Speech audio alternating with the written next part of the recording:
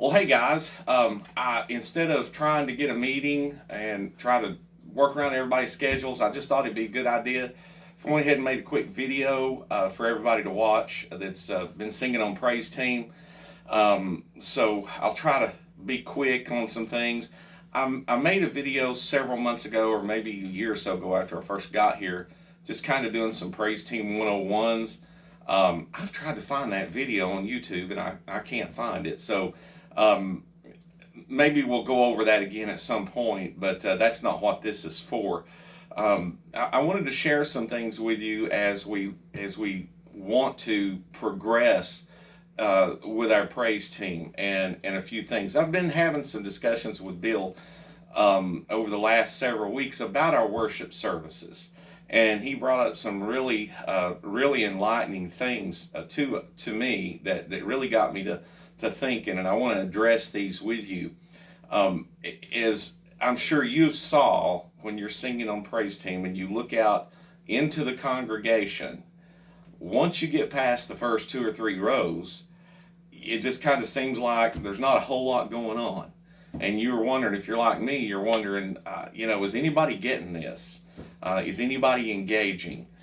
And so I've really been praying about this lately. And one of the things that Bill told me was, he said, I don't know if you realize this or not, talking to me. He said, but like if you start clapping, 3/4 of the stage is not clapping and engaged with you.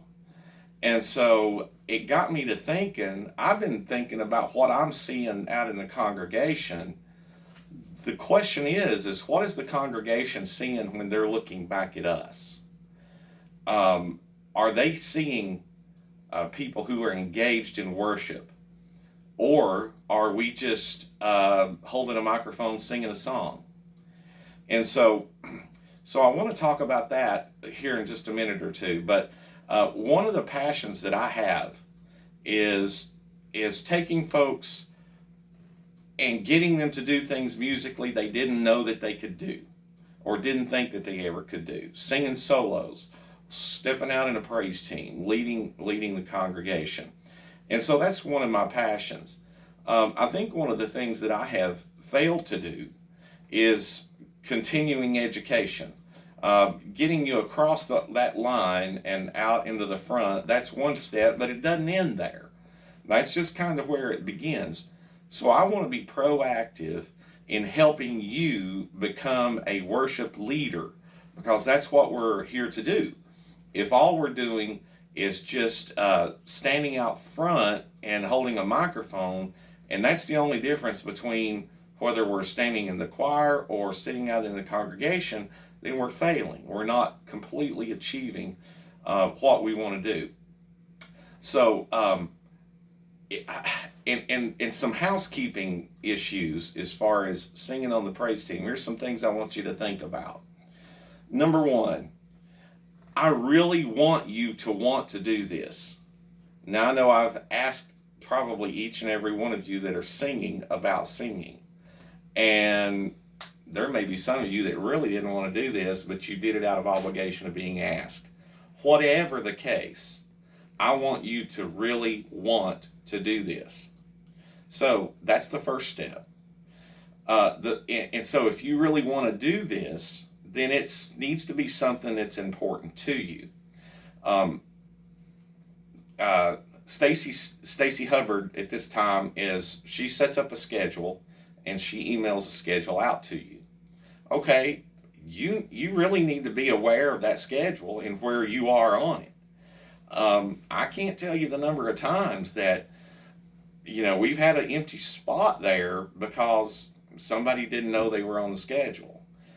And so, if you want to be on the praise team and you want that to be a part of your ministry, you really need to keep up with that and know when it's your turn.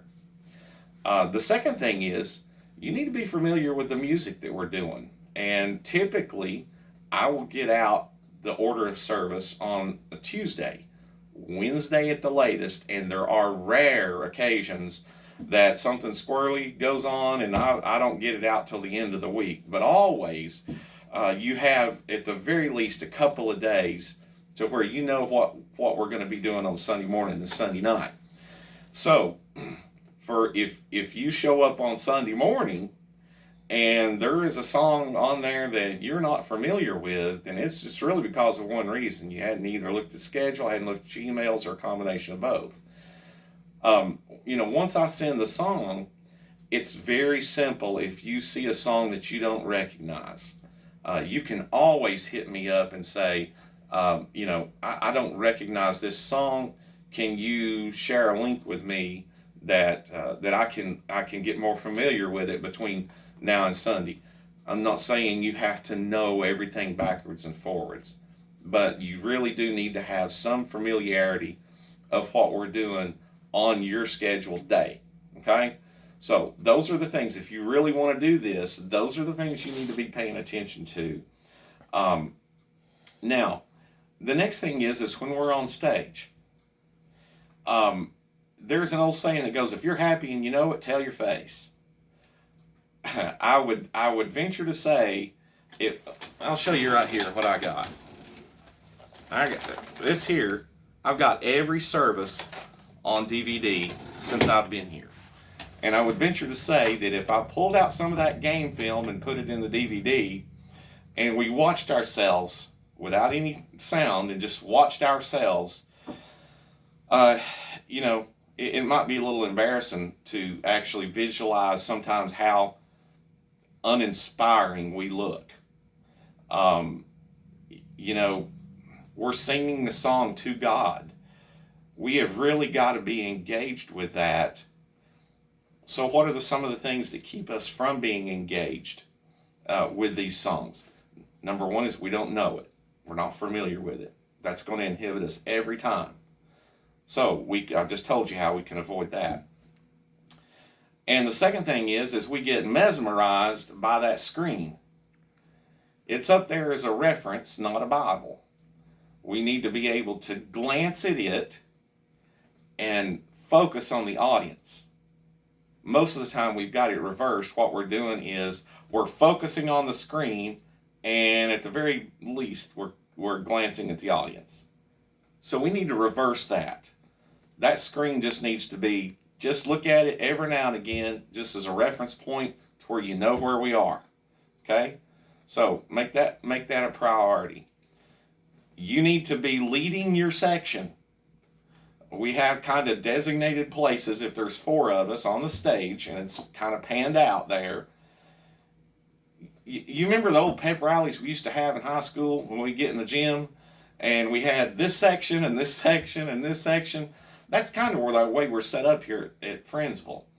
And not only the bottom, but you can't forget the balcony. You have to be making eye contact with the balcony. Now, there's some of you guys who do a really, really, really good job with this. And you're great examples for the rest of us to follow. But there's another huge step that we need to take. Okay, now, if you are uncomfortable with doing any of that, if you're uncomfortable with letting yourself worship openly, and maybe singing on the praise team is not what you need to be doing. Maybe we just need to focus staying in choir or being in choir. There's always a craft to be honed. Let me give you an example. Somebody may say, well, I can't sing with emotion. That's just not who I am or what I am. Sure you can. Everybody can. If you've got a voice and a face, you can sing with emotion. Classic example, 2 guys are standing at the water cooler on Monday morning, and there's just been a thrilling overtime football game on Sunday Night Football. And they're standing there, and they're looking at each other like this. Hey, did you see that football game last night? It came down to the last second, and there was a Hail Mary. It got tipped 3 times, and the guy fell down in the end zone, and it was a touchdown, and my team won. That was great. No, we don't talk like that. We don't talk like that. We say, man, did you see that game? It was amazing. It ended on a Hail Mary and my team won. It was awesome. It was great. And you walk on that high all Monday long, or whatever the case is. You see what I'm saying? So when we can sing, how great is our God, sing with me, how great. No, man. Tell your face. Tell God how great he is. Let the words come from here to here, and your face will show that. And when we collectively do that on stage to our congregation, they will follow. They won't follow anywhere we don't lead. And you won't follow anywhere I don't lead. So that's where I'm at today. And so I'm going to do some more of these going forward. So and as we just kind of focus in on this, where is our worship? Bill sent me a verse today that was, I believe it's in 2 Chronicles 15:16, where David is encouraging the Levites to worship loudly and with joy. But the first thing that he did was he went back and told him to sanctify yourself before you do this, before you bring your song. Because, and there was an example of when they didn't do that before, God cut himself off from them. And so we don't ever want to fall into the trap of not sanctifying or purifying ourselves before we bring our song. So on your day that you're scheduled to be on praise team, please don't take this for granted. It's too important. It's too important to you. It's too important to the people that we lead. So if you need to steal away somewhere on Sunday morning before you participate in the praise team, I would encourage you very much to do that. Be here on Wednesday night. Some of you guys that are singing praise team, you all pop in on Wednesday night when the band is rehearsing and you sing with us. I would encourage every one of you to do that. You can miss a class, or half a class or something to come in and get familiar with what we're doing on Sunday. I think the more familiar you are with what we're doing, the more freely you can worship. I had this conversation with the band as we've been transitioning into the in-ear monitor systems. We got so sucked into this technology thing that wasn't going right, it inhibited all of our worship, mine included. And I know our congregation feels that. But conversely, they feel when we are plugged in and the Lord's Spirit works freely among all of us. So I'm going to challenge you with this today. If the things I'm laying out here for you, if it's something you don't know that you can do or don't think you can do, then just let me know. No strings in this. And we can take you back from the schedule for a little while until you work on this inwardly to where you can present it outwardly. But if this is a vital part of your ministry, and I hope that it is, I want you to take this encouragement to work on the things together that we've been talking about, and it will transform our worship services. I guarantee you. I've seen it happen over and over. So, okay, so I think I'm going to wrap this up. It's about time to get to choir practice. And so I hope you've enjoyed this. Call me anytime with any questions or concerns or suggestions, okay? I love each and every one of you. I appreciate so much how you serve our church and you serve our worship team. And we'll talk soon. God bless.